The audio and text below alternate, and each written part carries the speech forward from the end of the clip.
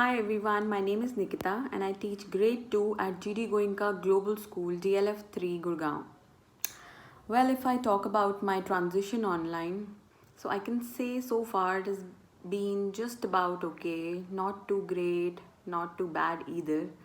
And thanks to technology, at least we are connected with our students during this time of the pandemic. But as a facilitator, I feel that however hard you try, um, the physical, actual classroom can never be replaced by something virtual or an online setup. Never, I don't think it's possible at all. Because I feel that the physical connect is very important to be able to emotionally and mentally be connected to your students. Yeah, so I don't think the virtual setup can ever match up to the physical, real classroom. An online virtual day is, I feel, much more exhausting mentally and emotionally than physically, because I feel the void of not being able to physically connect with my students, like giving them a high five or patting their back. So I miss all these things in the virtual online setup. So, if I compare a regular working day at school to a virtual online setup at home, I feel that a virtual online setup at home drains me out mentally and emotionally rather than physically, because I feel and I know that the lessons which I'm trying to deliver online would have been much more collaborative, much more interactive had it been a real classroom. So, yeah, it drains me out a lot more mentally rather than physically. If I'm in my classroom, so I know where to start, where to stop, where to take a pause, where to appreciate someone, all these things. And during an online session, it is just not possible, not at all possible. Especially with the younger ones, with the early years. I think most of the time is gone in the planning, trying to plan for the activities which keep them hooked in front of the screens, which I think is very difficult for the children aged 3 years, 4 years, 5 years, even 6 years. So maybe when they cross grade 3 level, when they're in grade 3 or 4 or 5, maybe I think it is a little easier for the teachers of those grades, but keeping them hooked to the screens for a longer time is not possible for early years at all. Yeah, so half of my day is gone in the planning, a quarter of my days goes in implementing those lessons, and as an individual, I'm only left with a quarter of the day for my personal life, which I feel is the biggest drawback of the online sessions. I think that the major reason behind the challenges and the drawbacks is that maybe it's a new concept in India for the teachers, especially, and maybe after this pandemic, if there again a situation arises, I feel the problems and the challenges will be minimal because I think we would have found solutions to many of the problems by then.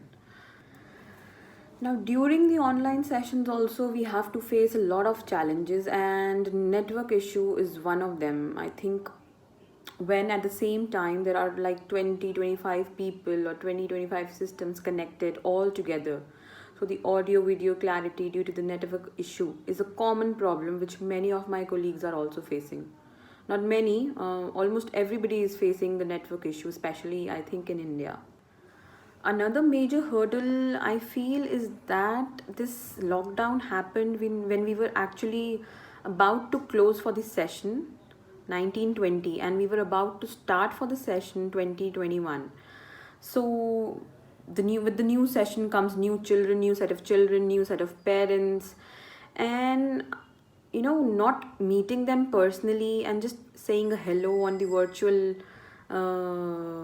platform made it all the more difficult and tough for the teachers as well as for the parents. Had it been the middle of the session, I don't think there would have been so many problems, and I think it would have been a smooth journey because yeah, the new session I feel made it a lot more tougher than it actually is. Now, after completing virtual teaching for 3 weeks, so teachers still had a few questions like how to assess and how to judge how much each child has understood. And if I miss out on even a single child, I personally feel very miserable, and it's difficult to assess them online.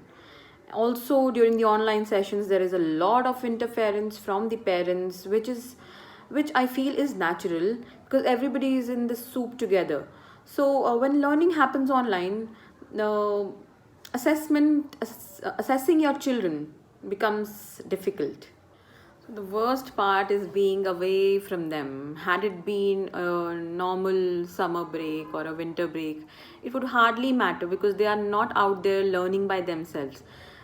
They would be taking a break from the academics. They would be all around the parks, all around the roads, riding their bikes, pursuing their hobbies. But now I feel it's not fair for them, just sit at home and learn on this online setup.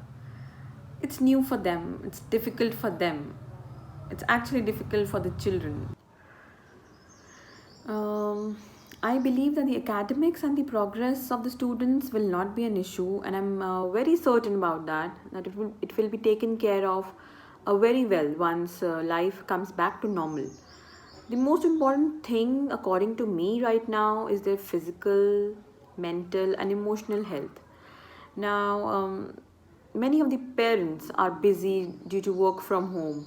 So, keeping the children occupied for at least 3 to 4 hours in a day is a teacher's responsibility. So that the children can unwind, they can meet their friends online, they can chit chat with their teachers like a regular day. It's very important to make them feel that it's okay, we are all in this together and we shall overcome. So the need of the hour right now is, just being available for your students whenever they read you, rather than just delivering lessons each day. And it's so much fun to listen to their stories, to their adventures, rather than giving lectures to them. And this is how the virtual classroom setup can actually benefit the children. We can always catch up on the syllabus once we are back, but giving them the time and listening to their worries, answering their questions should be focused upon right now. A very important message which I would like to give to all the parents is that no child will be left behind in this, because everybody is in this together, and everybody has stopped together and everybody will start together. So rather than thinking about what all things to cover, we should rather be planning about their mental and emotional well-being. The children can actually benefit more if we move our focus from math problems to life problems. It's a good time to catch up on problem solving skills, how to cope up. They can work on their communication skills, listening, speaking skills, thinking skills. They can be a lot of brainstorming sessions, discussions on real life situations, rather than focusing more on completing the syllabus. um, every good teacher has the power, the superpower, I would say, to course correct at any point of time.